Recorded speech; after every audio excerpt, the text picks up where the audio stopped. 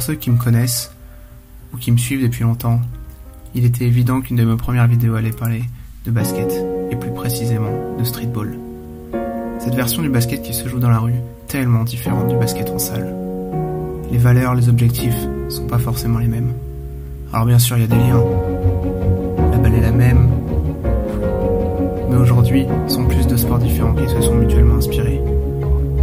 Je vais vous laisser avec ce bruit, cette musique, qui pousse les joueurs à répéter des centaines. Smith fires up the three. Embiid going for a second three. I would disagree with Steve. I like what the call for a raise. Shot clock is at 1. Paul. They do have a timeout. Decide not to use it. Curry way downtown. Bang! Bang! Oh, what a shot from Curry! Direction la terre du basket, les États-Unis. Au début du XXe siècle, le gouvernement américain a bien compris l'importance de ce sport sur sa population. Il a multiplié par 100 le nombre de terrains en extérieur en 29 ans. Alors bien évidemment, ça a créé des légendes. La plus célèbre de toutes, Earl Manigault, considéré comme le plus grand joueur de streetball de l'histoire, adoubé par de très grands joueurs NBA, comme Kareem Abdul-Jabbar, le plus grand scoreur de cette ligue. Des films lui sont dédiés, notamment celui-là, où l'on voit ce double dunk, son move signature, repris plus de 50 ans plus tard par l'un des plus grands dunkers de notre ère, Gerald Green, au concours de dunk, avec beaucoup moins d'aisance. La NBA, parlons-en, avec cet événement qui la liera à tout jamais au streetball.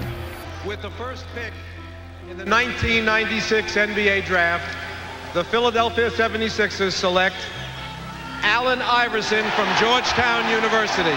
Allen Iverson, probablement le joueur le plus street de toute l'histoire de la NBA. Cette action résume à elle seule ce qu'il était. Un scoreur incroyable, d'une liberté totale, ne répondant à aucun critère, et pourtant MVP, le joueur ayant probablement le plus inspiré la mentalité hip-hop en NBA. Le seul joueur qui peut marcher sur un autre en finale NBA face à Kobe et Shaq. Alors d'autres légendes du streetball, il y en a eu en NBA. Jamal Crawford, Jason Williams, on pourra en citer tellement d'autres.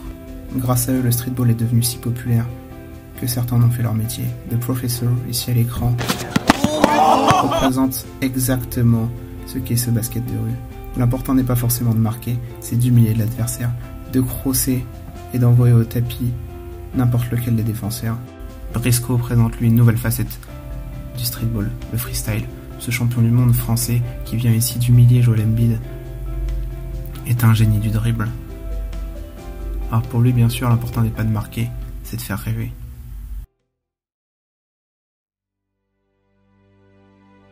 Finalement, la vraie différence entre la NBA et le streetball, c'est l'absence totale de limites dans ce dernier.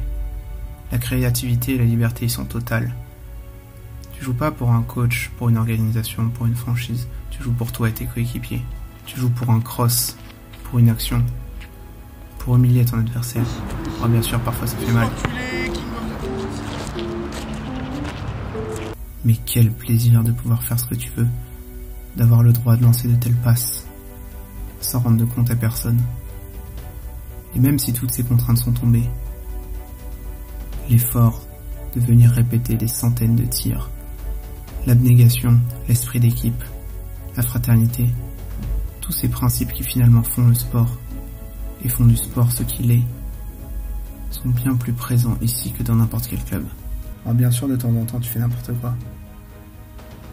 Mais ça va bien sûr avec la liberté.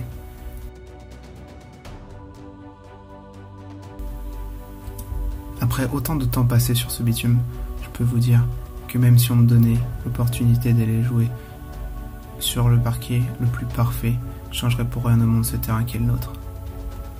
C'est ça le basket qui me fait rêver.